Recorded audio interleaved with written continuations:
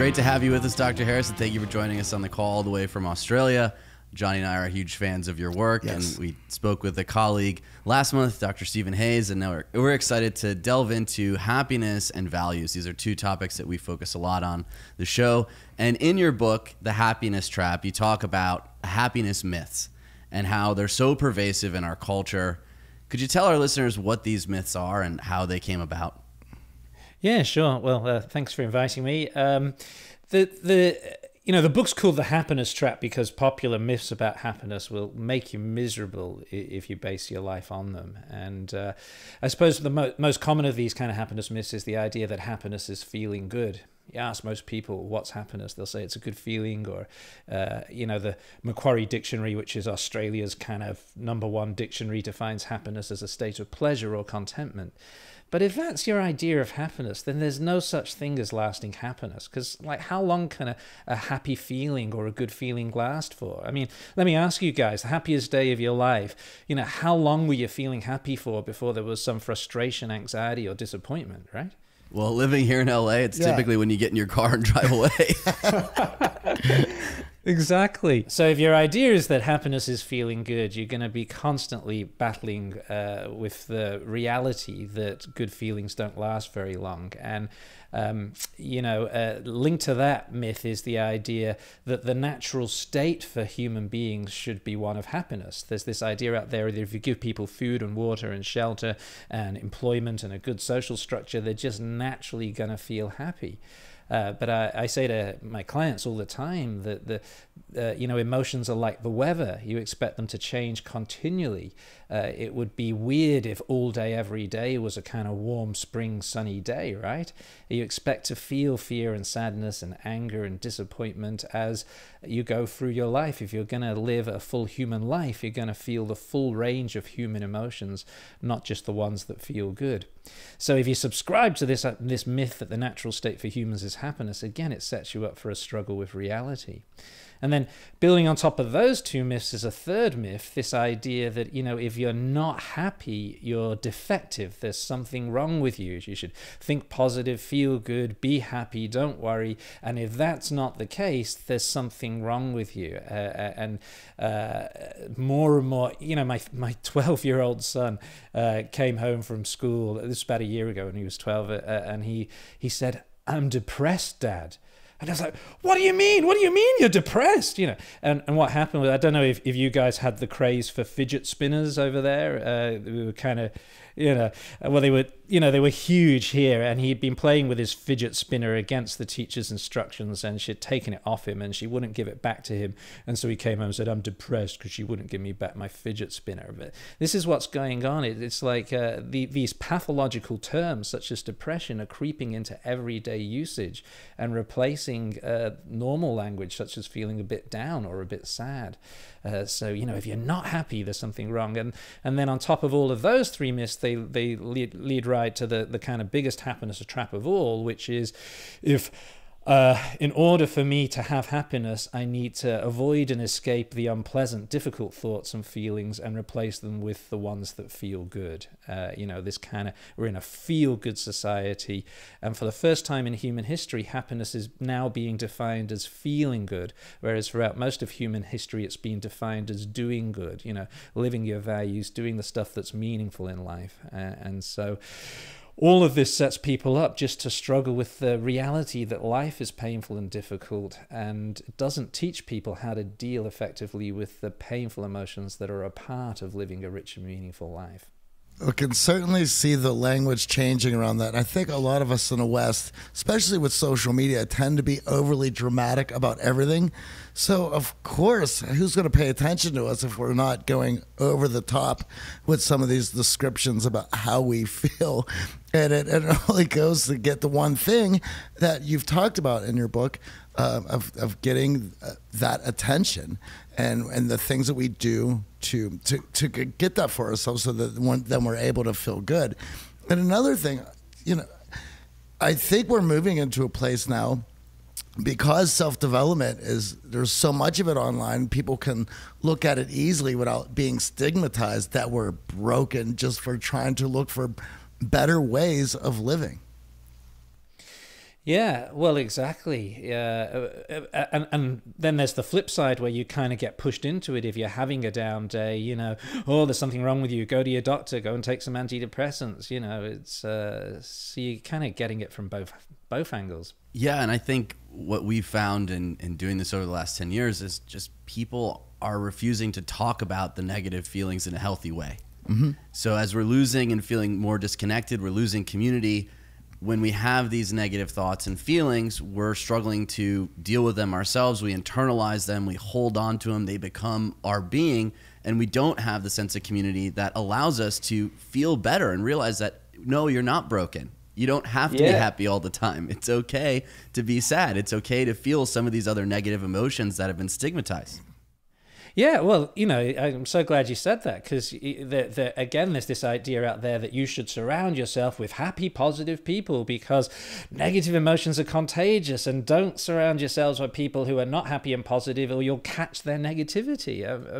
I'm guessing it's the same for you guys over there. That's a popular idea out here. People blog about it, Yeah, we've heard it in our guests that negativity is contagious and you don't want to surround yourself with negative people. And to a degree, it makes sense to want to be happy all the time and want to feel that you have positive people supporting you. But unfortunately, those same people can steer you in the wrong direction with their positivity.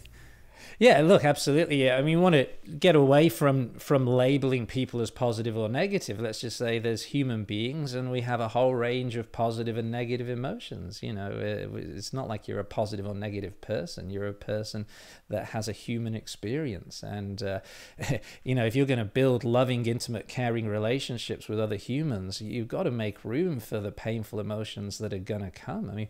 Part of an intimate connection with someone else, an emotionally intimate connection is being able to be real about your feelings and trusting the other person to respond with empathy and compassion when you're hurting and in pain and struggling. So now that we've depressed our listeners, how do we act on this knowledge that we've dispelled these myths? What can we do to live a happy life, so to speak?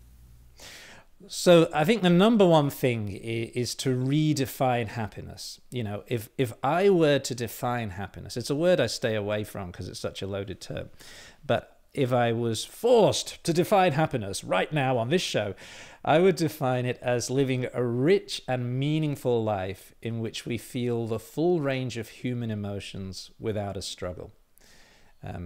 And so let's break that down. Let's live a rich and meaningful life. Let's kind of get in touch with our core values, what we want to stand for in life, what we want to be about as human beings, and use those as a compass to kind of guide us through life. Get back to the idea of happiness as doing good rather than feeling good. Do the stuff that's meaningful and life-enhancing. And let's learn how to engage and focus and put our full attention into what we're doing so that we can appreciate it. And let's learn how to feel the full range of human emotions. Most of us are okay feeling the pleasant emotions, but let's learn how to feel the painful emotions without a struggle, how to let them flow through us, how to let them kind of come and go without getting caught up in them, step out of the fight with them. It sounds a lot like living in the present, right? When you talk about some of the stuff, hanging on to the negative emotions in the past and then focusing on what the future could be with those negative emotions. It sounds like being more mindful and present is a good start. Yeah, like mindfulness is absolutely, at the core of.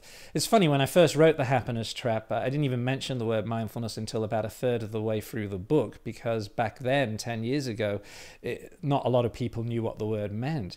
In the last 10 years, the words got out there and now everyone knows it. And now the word's getting mixed up with all sorts of unhelpful connotations. Like people are often now equating mindfulness with relaxation and mindfulness with feeling good, whereas you kind of nailed at the core of mindfulness is being present.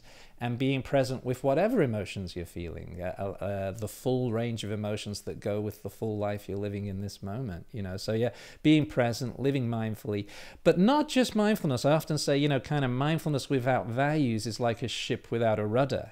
What's your direction? Where are you going? So mindfulness and values together.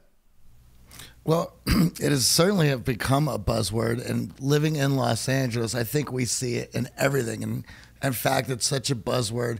People will advertise, using that word to describe coffee. You know, you're having your morning mindful coffee, and come to our coffee shop so you can be mindfulness and sit. It's like it's everywhere. It seems. Did you guys get the mindful coloring book craze over there? Yes, we did. It's like, oh man, it's there's very few people who know what mindful coloring is. It's well, unfortunately, kind of this idea of, okay, I just have to be mindful has that connotation of, okay, well then discount everything, unplug, relax yourself. But that's not exactly what we're talking about here, because it really is the processing of both the positive and negative emotions in a healthy way. That's the crux of the problem. If you're not doing that, it's going to lead to devastating effects personally and in the people around you. And something to go along with that is, I think it usually has an attachment to yoga or more so meditation. Right. This is your mindfulness practice. And in fact, you know, in doing a little research about this and prepping myself for the show today, I saw a YouTube video, an animated one today, that you had narrated, talking about that very thing. Yeah, I mean, there's so many different ways of meditating. So mindfulness meditation is a tiny subset of all the different types of meditation out there. And there are so many ways of learning mindfulness skills without ever meditating, which is great. You know, we don't have to meditate to do this stuff. Like in Australia, the big sport, the kind of top sport of the country is AFL, Australian Football League. I don't know if you've... Yeah. And, you know, so there's kind of now 2 AFL teams where the entire team is being trained in mindfulness. But you don't get Australian football players doing mindfulness meditation, you know. But they can kind of lift weights mindfully and do their kind of warm-up routines mindfully, and they can play the game mindfully. And when you run out onto the pitch in front of 80,000 spectators, not knowing if your contract is going to be renewed, then it's normal to have high levels of anxiety, but you can still play the game mindfully even when you're feeling anxious. And so this is one of the key myths. You kind of touched on this idea that mindfulness is about feeling good and being relaxed. But if you're walking through the backwoods of Alaska and you encounter a black bear, you know, you can respond mindfully. You won't relax. There's no relaxation technique. But, you know, you can mindfully take control of your arms and legs and do what you need to do to survive, which apparently, you know, don't quote me on this, but apparently you need to stand very still, stay silent, and then ever so slowly move backwards, you know, because if you scream and run, the bear will chase after you and kill you. But so you can be mindful in that situation, even when you're having a full-on fight or flight response, but you won't be relaxed or happy, you know. Well, this is something that you had talked about in the Happiness Trap of, I guess, the beginning steps to diffusion, and just being able to, as a spectator, watch these thoughts come and go without that. Well, we could look at it as stoicism.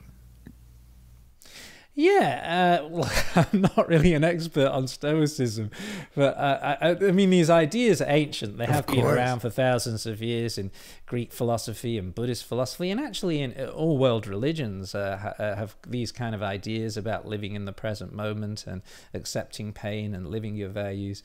But of course, there's a big difference between values and virtues and morals. Yes, and something else that I wanted to make sure that we had gotten to of just in our world today, how easy it is to, anytime that we feel any sort of negative emotions, to bury our attention in some other place to get away from it. And so mindfulness is it's certainly not preached, and we don't think about it. And because of that, we don't see the damage that avoiding looking at these feelings is causing. Yeah, look, absolutely. It's the default setting for most of us is when a painful emotion shows up, you know, let's turn away, distract, run from it, do anything to make it go away. I don't even like using the terms positive and negative emotions, because they come, you know, if you're going to live a full human life, you want to be able to experience sadness and fear and anger and anxiety. These are useful emotions that you'll struggle. If you had no capacity for fear, you'd be a psychopath. You know, when if you had no capacity for sadness, you're going to miss out on so much that's important in terms of relationships. And it's we want to be able to embrace the whole range of human emotions. So even just calling them positive and negative, I try not to do it. Painful for sure, difficult, challenging. Well, we talked about that in last month's theme of habit building, how when we turn things into a habit, they actually become dull, they become boring and uninteresting. Much like life in general. If every day is happy, then happy has no meaning any longer. And you can't actually understand the difference unless you have gone through the opposite, have gone through that pain and suffering. Now, one of the core principles you write about, we've touched on a couple times already. We want to delve into this now. And as an ACT therapist, this is really important, and that's values. And I think, again, I know we're dispelling a lot of myths. It's almost like we're the semantics police here. But values gets bantered around a lot and can be confusing, and obviously is tied a lot to religion for most people in their youth. So what do you define as values, and how can we actually find these values? Yeah, so, well, there are obviously different definitions of values floating around, so I can't be there saying this is the correct definition. But you've talked about ACT, which is acceptance and commitment therapy, the kind of model that the happiness trap is based on. In the ACT model, we define values simply as desired qualities of action, the qualities you want to bring to your actions. So with my clients, I describe them very often as your heart's deepest desires for how you want to behave as a human being. So how you want to treat yourself, how you want to treat others, how you want to treat the world around you. So there's the big difference between values and virtues is that virtues include a judgment. So suppose that my values are being loving and kind and caring. They would only be virtues if the group that I belong to say, hey, these are good positive values. So for example, in some Asian cultures, if assertiveness is your value, in quite a number of Asian cultures, assertiveness is not seen as a virtue. So you could belong to a group. Also, you could belong to a group, an organization, or a family even, if you're unlucky enough, that espouses certain virtues that don't fit with your values. So one of the rules of fun for values is you can usually say them in one or two words, loving or being loving, kind or kindness or being kind. If it requires a whole sentence, you're probably not talking about a value. So if it's something like thou shalt not kill, that's a commandment. It's a rule. It tells you what you can and can't do. You can't say it in one word. But the value that sits underneath that rule is probably something like loving. And I feel that a lot of us get values and goals confused. Goals have the action tied to them. Values, obviously, we can describe in one word. Well, look, I think everyone gets values and goals confused. Goals are what we want to get, achieve, have, complete, own. You can tick them off the list. Whereas values are how I want to behave right here, right now, in this moment, and tomorrow, and a year from now, and a decade from now. So, marriage, if you want to get married, some people do, then marriage is a goal. You can tick it off the list, complete it, tick marriage number 1, tick marriage number 2, and if you're in LA, tick marriage number 3. So, but if my value is being loving, I can live that right here, right now, even if I never achieve the goal of marriage. And I can be loving, even if I never have a boyfriend or girlfriend, I can be loving towards myself or my neighbor or my dog or my cat or my plants or my community. So many ways I can live the value of being loving in tiny little ways and big ways. And notice I can achieve the goal of marriage number 4, even if I neglect the values of being loving. So... yeah, if you're on marriage number 4, you may have missed out on the value of loving there. Unless, of course, you're living the value of novelty. So, We have an online challenge that we talk a lot about on the show. And one of these challenges in our private Facebook group is just define your values. And Johnny and I always get a kick out of how this, what seems so simple, can trip so many of our challenge participants up. Either they struggle to whittle it down to just a handful of values, or they really stop after 1 or 2. Well, to add to that, I remember when it was the challenges are now down to 5, but it wasn't 10, or was it even more? 10. It was 10. And when the define your values was like the 4th challenge, and that's where we had seen the biggest drop off. And what we had seen was that most people, well, they look at the challenge and think, well, this is easy enough, and they start putting it together. And by the time they get to 3 and then realize, wait, I only have 2 spots left, and there's tons of wonderful values that, of course, you would want in your life. And by committing to them, you're putting this out there. And so people will just get fed up and stop right there. However, in completing that, and committing to what those values are, that the next moment after that, your life, well, at least for a lot of people, and I see it as, well, you now have a choice. Are you going to act towards your values or away with your values? And the minute you start working towards your values, your day changes. How you view your next week changes, and how you wake up in the morning changes. So I'd love to hear your thoughts on that, because I thought it was just such a wonderful thing to see everyone working through myself. So. Yeah, look, I totally agree with that. It's a nice way of putting it. The values conversation is new for most people. A lot of people like kind of look at me like, what planet are you from? What do you mean values? And, you know, unfortunately, the word's often used by shonky politicians saying, these are our values here, you know. So I think it's very challenging for most people. It takes a lot of time, and boy, is it worth the effort. It gives you that compass, it gives you that guide. And once people do identify their values, I encourage them to do what I call flavoring and savoring. So just look for little moments throughout the day where you can just flavor what you're doing with a chosen value. You mentioned when you wake up in the morning. Well, you know, when you wake up in the morning, pick 2 or 3 values that I just want to bring into the day to flavor and savor.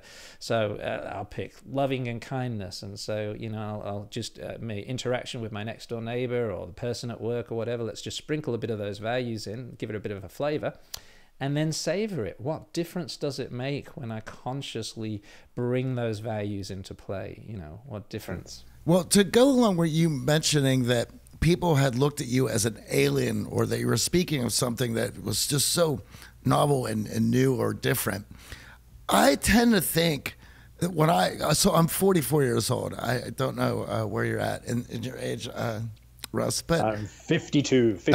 All right. So when I think about at least the West and America in the 40s, 50s, and when I think about my parents' generation, certainly my grandparents' generation, I would hear values a lot. It was seemed to be that it was a staple and talked about a lot more in life, and now we've seemed to have lost that. And to go along with that, and maybe I'm connecting dots that are not there, but from my experience, it seems that we are running rampant with anxiety and depression and a lot of other things that can be taken care of if people have those values together and they're able to engage in them healthily throughout their day, week, month. Yeah, I think absolutely. You know, I think you're joining dots that are there. You know, I would add a qualifier though, that very often values, as they were spoken about in generations before us, there was a kind of a rigidity to them, like just sitting underneath those values were rules about this is the right way to live your values and that's the wrong way, you know. And so certainly in the app model, we're about helping people be very flexible in the way they live their values. It's not like if you start getting into ideas about this is right and that's wrong and you should do this and you shouldn't do that, then you're starting to kind of move away from your values into the land of rigid rules and shoulds and musts and so forth, you know. So I think you know, you mentioned anxiety. I mean, it's epidemic, isn't it? And I think values are a way for us to channel our anxiety in constructive ways. It's like you know, doing this cast with you right now, I'm feeling anxious.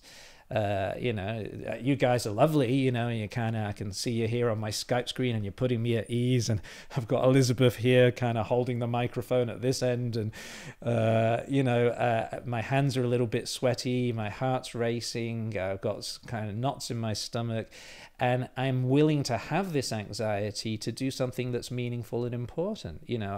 I care about these messages, I care about getting them out into the world. This is a meaningful activity that I'm doing with you guys, and I'm willing to have the anxiety there to do it. And if I'm actually willing to have the anxiety, then I can actually use it. Anxiety enhances your performance. This is a kind of a performance. There's like I've done zillions of interviews, but there's always the pressure there. It must be for you guys too, I would think. Yeah. Yeah, kind of. And so we can tap into that anxiety. There's lots of good research showing that you can use it, and if your anxieties are too low when you're doing some sort of performance task, your performance drops. Psychologists call this relaxed incompetence. So I can use my anxiety in a constructive way, and I think values, it's not a way to get rid of anxiety, but it's a way to, what's my anxiety telling me is important? What's it telling me that matters to me? What's it telling me that I want to do? I've only got so much time on this planet. How can I use it effectively? There was something that, when I was reading The Happiness Trap and I was looking into values, and the more I looked into it, the more something from my youth had kept popping up. And being Gen X and graduating, I graduated high school in 1992. And in the early 90s, there was this art movement that came out in music and film that was basically the slacker movement, or the slacker generation. Yeah. And Art Linkletter was the leader of that. And there was tons of movies, The Low Life, Floundering, that sort of they were morose and slow moving, and they dealt with these characters who being newly out into the world in their early 20s just felt lost. And because they weren't doing anything productive, because they were being these slackers, the anxiety and dread and being lost in life kept becoming more and more within their lives, and where they would be fighting for any sort of thing that would allow them to feel that they had a place in the world. And I couldn't help looking at this going, all it was right here, of writing down these things that are most important to you, and just how that was not even on the table at that time.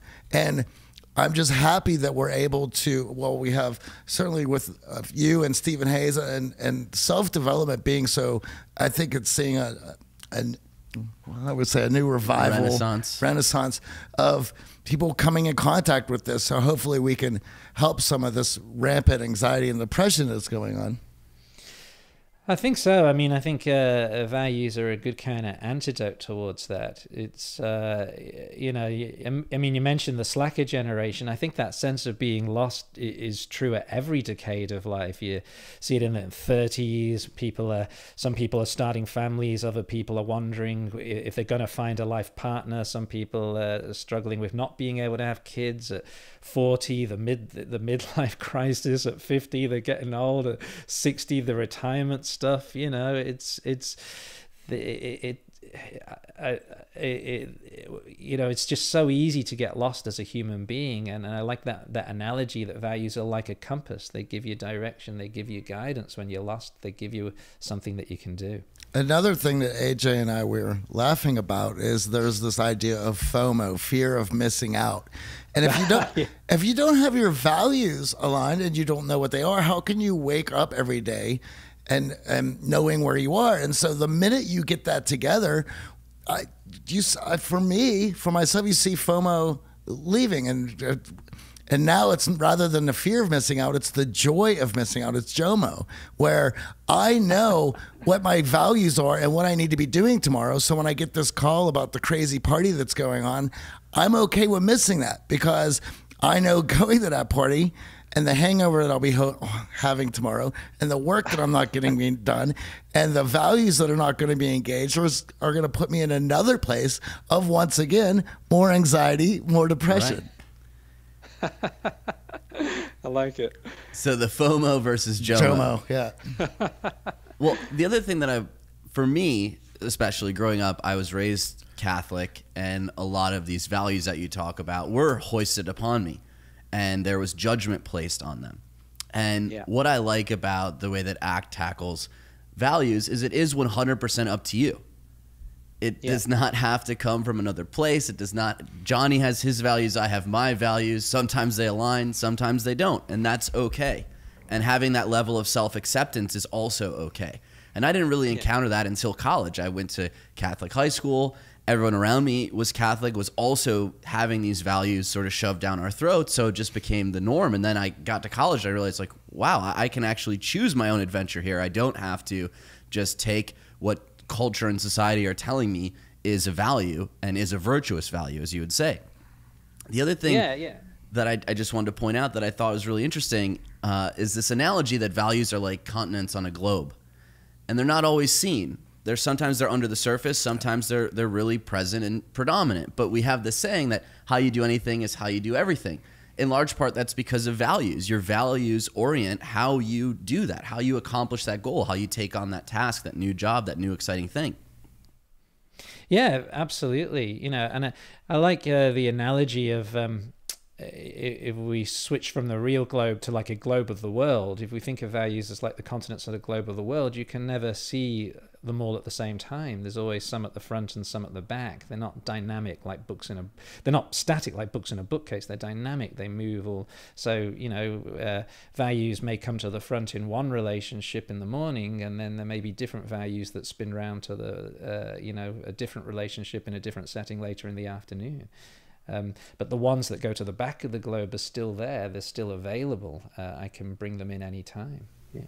And one of the concepts that you often talk about is the reality gap. And it's a fascinating concept. I don't know that a lot of our listeners have heard of it. And what is the reality gap, and how can values, as we just discussed, really fit in and help with it?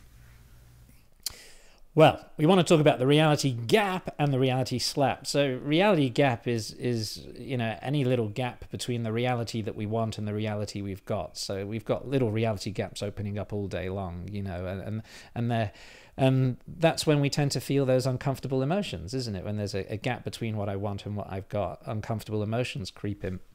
I also talk about the reality slap, which is those big moments when reality just kind of slaps you on the face and turns you upside down. Those big moments of grief or loss or crisis or unexpected stuff that you never thought would happen to you. And those are much, much harder to deal with. But basically, reality slaps and reality gaps are a part of life, and they give rise to these difficult emotions that we will all feel. And so one of the empowering things about values is that we can ask the question, well, what do I want to stand for in the face of this? In the face of this reality gap or this reality slap or this difficult situation, what do I want to stand for? So it's an immediately empowering question. So, you know, the World Health Organization contracted me a couple of years back to write an ACT protocol for refugee camps around the world. They, you know, so they're rolling it out at the moment in Uganda and Syria. And people are often stuck in these refugee camps for, you know, 10 years, 20 years if they're unlucky, but certainly for several years. And there's, you know, 300, 400,000 people in these massive camps. And their losses, you know, they've left their country, they've seen their loved ones killed. They're pretty horrible places to live. You can't, you know, just magically wave a wand and think positively and feel happy. But what you can do is live your values in the refugee camp. So all day long, there's choices. Do I stay in my tent or do I come out of my tent? When I come out of my tent, how do I treat the people in the tent opposite? Am I friendly, warm, cooperative, and caring, or am I hostile, judgmental? When I go back into my tent, am I friendly, cooperative, caring to the people in my tent, or am I distant and dismissive and cold? Do I join in with the community singing and dancing and prayer, or do I isolate myself from it? So there's lots of little moments during the day in that refugee camp where you can make choices that will alter your experience. It doesn't magically fix the situation or get you out of the situation, but it does alter your quality of life within that really difficult situation. Now, that's an extreme case, but it's relevant to all of us.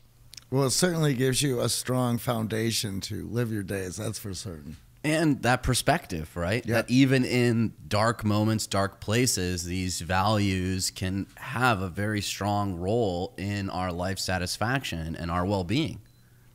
Yeah, absolutely. And one of the ways we got folks in touch with their values was to ask them who they looked up to in the refugee camps. Who do you see, who do you admire, or who do you respect, and what are the qualities you're seeing in that person? How are they treating other people in the refugee camp? And of course, this rapidly taps into why it's not like there are right or wrong values, but there tend to be some very widespread values across all cultures, across all periods of history around, love and kindness and caring and this kind of stuff. So values, I know, is intimidating. We talked about the challenge and how a number of participants in the challenge get hung up on this exact one. Well, there's a bazillion wonderful values that you can have in for your life, and obviously some are going to be more relevant than others.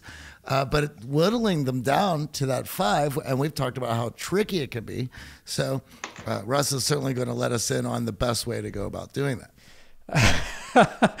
Well, look, one thing to say is if you're really stuck, then experiment. Try, pick 2 or 3 values for a week and play around with them and see what difference that makes. And then next week change them. Or you can change them more often. Pick 2 or 3 values for a day and play around with them and see what happens.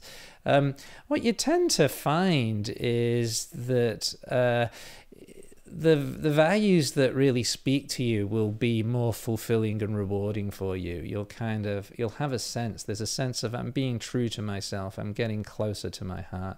So, if you're really stuck, then just, I've even had some people that just couldn't pick. And I gave them a list of 50 values, and I said, all right, well, just kind of go through them and just label them, each one, very important, quite important, or not so important. And they ended up labeling everything as very important. So then I said, all right, well, let's just flip a coin. Let's flip a coin 3 times, and whichever 3 values it lands on, do that for this week, and then do it again next week, and do it again next week. And what happens is pretty soon you start to get a sense of it. But I don't know if you have the saying in the USA, the proof of the pudding is in the eating. Do you have that saying? No. Okay. So do you know what pudding is? Oh yeah, okay. All right, sorry. So the proof of the pudding means, like if someone's cooked a good pudding, we're not going to know if that pudding is going to taste nice unless we actually eat it. We can discuss all day long, oh, what do you think it tastes like and what are the ingredients? But the proof of the pudding is in the eating. You've got to put the spoon in, taste it, and then you'll know. And it's the same with values. You can analyze till the cows come home, are these my right values? That's not going to get you anywhere. Get out there, start playing around with them, and track the results. And this is where the mindfulness comes in. Start noticing it. What difference does it make? What is it like? Am I being more like the person I want to be? How's this influencing my world? How's this influencing others? That's the answer. It's funny because a lot of people who tend to get into self-development do it because they want to learn the right way to do things. So when they get the 3 values, they got 2 spots left. All of a sudden, oh no, what if I picked the wrong value? And so that brings on this whole other cascade of stuff falling down. So it's like, I'll just end it, right? But I love that. Like, give it a try. It's okay. And as you change, as you get older, these values are going to change anyway. So don't get so wound up about it. Well, even for us, I'd say our values, as the listeners know, in getting healthy and exercising more have changed, and it's reoriented our lifestyle and became that rudder. Whether it's signing up for that event or actually going to the party, we're making these choices based off our values. And I like the idea of not making such a commitment to it, right? Yeah. We're not getting married to these values. We're not going to have our 3rd divorce with these values. Try them on for a day, try them on for a week, and you're going to know when it feels right. Yeah, that's it. And they will start. You'll start to get a sense of which values are a good fit for you. Again, a common mistake people make though is thinking that living your values is necessarily going to make you feel good. If you live your values, it may pull you out of your comfort zone into all sorts of challenging, difficult situations. And at times, living your values can put you in high anxiety-provoking situations. But even though it's not giving rise to pleasant feelings, it does give rise to a deeper sense of fulfillment, of being true to myself, of living life my way. Well, as you mentioned, it's the rudder. It's going to give you the right choice to make. I believe there was another video I watched this morning in prep for this, where it was the choice point. So where you get to a challenge in your life, and now the anxiety or the uncomfortable feelings you might be feeling in that moment will pull you in a direction you don't want to go, but so you won't have to deal with that, but your values will be pulling you in a direction that will put you into that. And I really enjoyed, there was the animation for that was fantastic, because it was just a fork in the road. And we've all been there. We've all been there. And seeing that was like, oh great. But the best thing about it is that anxiety is letting you know you have a choice to get better here in that moment if you choose this way over this way. And of course, once you choose towards your values, then that's only going to make it that much easier for you to do it the next time you have that challenge in front of you. And for our listeners who had that misconception around goals and values, and a lot of our listeners are very goal-oriented, fame, money, respect, love, all of those things. How can we help them, assist them find those values so they're not just so focused on the goal? Well, I think one useful question is the magic wand question. A wave a magic wand, you've got all of those goals achieved. You've got all the fame and money and status and the beautiful body and whatever it is that you want to achieve. And then, okay, so then how would you treat your friends? How would you treat your children? How would you treat your next door neighbor? How would you treat your body? How would you treat someone you love when they're suffering? And then do you want to, if this is how you would treat yourself and others in the world around you, do you want to wait until the day you may, achieve all of those goals of rich and famous and, status and whatever, or do you want to start living those values right now? You don't have to wait till the day. Our media is full of people that are rich and famous and successful that treat other people in pretty horrible ways and treat themselves in pretty horrible ways too, and so my assumption is whenever I see destructive behavior, my assumption is that it's not motivated by values, because, we've all done destructive things in our lives to ourselves and to others in one form or another, and I'm sure it's the same for you guys. You weren't living your values in those moments. You were kind of hooked by your thoughts and feelings and desires, So, magic wand. You achieve all those goals. How would you actually be in the world in terms of treating yourself and others and the world around you? Let's start living those qualities now. I think it's a wonderful way to look at it. I did have a question that was an argument, well, more of a debate between... Yeah, will we settle it? What's that? Will we settle the argument here? Well, I will give it to Russ to settle. I know that now that I'm 45 years old, I know, at least in my older age, I tend to do better the more structure I have in my life, as compared to when I was younger. But I don't know if I would have dealt with that structure very well when I was younger, but that's another conversation. So one of our other coaches and I had this debate of whether or not the 5 values that you would put together would work, or would have how it would work if they was put in a hierarchical order of those 5. And he mentioned that you might have some words on that. If you, I think earlier you said about the rigidity of those values back in 50 years ago. So I would imagine you would think about it in a very loose manner. Just getting them listed in that commitment would be one. But your thoughts on that? Look, I think for most people, a hierarchy feeds into a kind of a more static way of looking at values. If we come back to the idea that they're more like continents on a globe of the world, there's no hierarchy there. There's just kind of some are going to come to the front and some are going to come to the back, because it's going to vary from situation to situation. There's probably times when you're with your friends and family, that you really want love to be right at the front of the globe. But there might be work situations where that's probably, going to the side of the globe or the back of the globe. There's other values that are more important. So I'm not saying, never do that, but I think there's a danger in listing them as a hierarchy, in that it can be, I've got to live this value first, Well, you mentioned that values are about doing and not about feeling. I think that is a common misconception that a lot of us have. Are there any other misconceptions with values that you feel that we should handle when we're tackling this topic? I think I think we've covered the main ones, really. Flexibility, they may or may not make you feel good. There's an infinite number of ways of acting on any value. You can act on them on any moment. You've always got a choice. You can, I suppose one thing to kind of touch on is that values don't necessarily involve physical action. It can be mental or psychological action. So if your value is self-compassion, it might just be saying something very kind and caring to yourself when you're in the midst of pain, just acknowledging that this is really hard, Another big one for us, and a lot of our listeners ask for this, is time management. Everyone's so concerned about their time, and we try to orient our time around our values, but values are not really a good guide for how much time you should be doing something. Yeah, absolutely. So I get that all the time too. People say I've got a values conflict, and it never is. It's a time management conflict.